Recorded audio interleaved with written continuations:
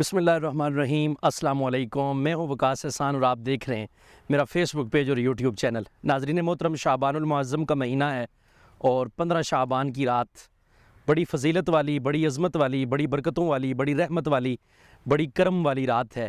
اور اس رات میں عموماً 3 طرح کے کام جو ہے تو کیے جاتے ہیں۔ پہلا کام یہ کہ اپنے مردوں کو بخشوانے کے لیے، ان کے لیے دعا کرنے کے لیے، اللہ رب العزت سے ان کی بلندی درجات کی دعا کرنے کے لیے جو ہے تو قبرستانوں کی طرف رخ کیا جاتا ہے۔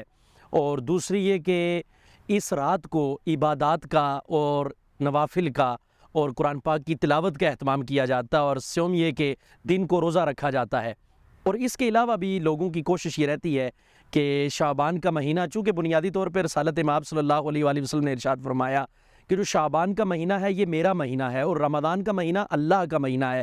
تو یعنی شعبان کا جو مہینہ ہے اس میں ہم نے اس طرح کی تیاری کرنی ہے کہ اپنے آپ کو رمضان کے لیے تیار کرنا ہے۔ رمضان کے روزے، قیام اللیل کے لیے، دن کو بھوکا رہنا وغیرہ وغیرہ ساری جو چیزیں ہیں، اپنے آپ کو وارم اپ کرنے کا یہ جو مہینہ ہے، اس میں 15ویں کی جو رات ہے، 15 شعبان جسے شب برات کہا جاتا ہے، اس کی بھی بڑی اہمیت ہے۔ بعض روایات سے یہ معلوم ہوتا ہے کہ اس رات اللہ رب العزت مخلوقات کی مغفرت فرما دیتے ہیں، لیکن کچھ خصلتیں ایسی ہیں، کچھ عادات ایسی ہیں کہ جو لوگ ان کو اپنائے رکھتے ہیں ان کی بخشش اور مغفرت اس عظیم رات کو بھی نہیں ہو سکتی۔ ان میں جو سب سے پہلی بات ہے وہ ہے شرک کرنے والا، یعنی جو مشرک ہے، جو اللہ رب العزت کے ساتھ کسی اور کو شریک ٹھہراتا ہے، اس کی اس رات میں بھی بخشش نہیں کی جاتی۔ دوسرے نمبر پہ ہے والدین کا نافرمان، یعنی جو اپنے والدین دونوں یا ان میں سے کسی ایک کو جو ستاتا ہے، تڑپاتا ہے، اس کی بھی بخشش اور مغفرت نہیں کی جاتی۔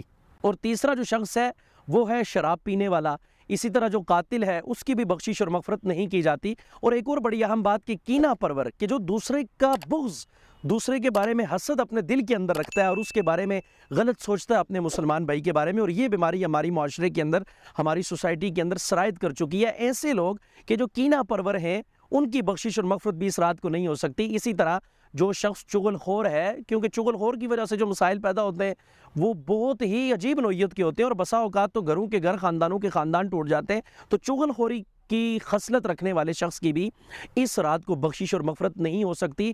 اگر ہم میں سے کوئی اس طرح کی بیماریوں کا شکار ہے کہ جو بیماری رہنے سے ہماری مغفرت اور بخشش اس رات کو بھی نہیں ہو سکتی، تو ہمیں چاہیے کہ ہم اپنے آپ کو درست کریں اور اپنے آپ کو اچھے اور صراط مستقیم کے قالب میں ڈالنے کی کوشش کریں۔ بہت شکریہ۔